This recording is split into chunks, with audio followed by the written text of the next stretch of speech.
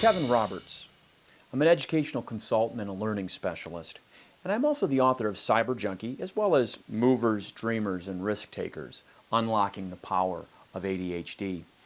I do specialize in ADHD, and as such, I come across a lot of people who have trouble remembering things. And so as part of my professional practice, I have to help a lot of people figure out ways to remember.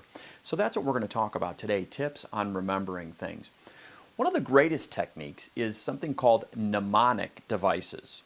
These are memory devices that help learners recall larger pieces of information, especially in the form of lists, like steps, stages, parts, phases. We knew from research, there's a guy named Gerald R. Miller that did a bunch of research in 1967. He found that 77% of people who used mnemonic devices increased their recall via those devices. For one of the most common ones that we all know is the ABC song. Using that song to teach the ABCs, most of us could never forget that. When I taught French, I made liberal and frequent use of mnemonic devices to teach French verb conjugations. The verb faire, which is the verb to do, this is the song I used to teach that.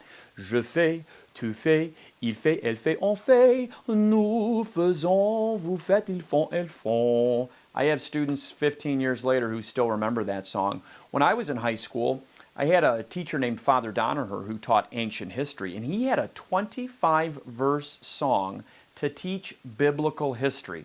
One of my favorite verses was on Alexander the Great. Now Al, who really loved the bottle, had been taught by Aristotle, so he also loved his Greek, thought it was the way to speak, made Greek culture all the rage, and ushered in the Hellenistic age. So there are thousands of examples of mnemonic devices. Just do a Google search for this topic. And any topic you're having trouble with, just put it in. And then put mnemonic at the end of it. M-N-E-M-O-N-I-C. It's kind of a weird spelling. Don't try to make up ones on your own until you do this, because so much exists on the internet already. Now, in addition to these mnemonic devices, you also need to take into account your learning style. Some people are highly visual, so they're going to remember better if they put information up on the wall where they can see it.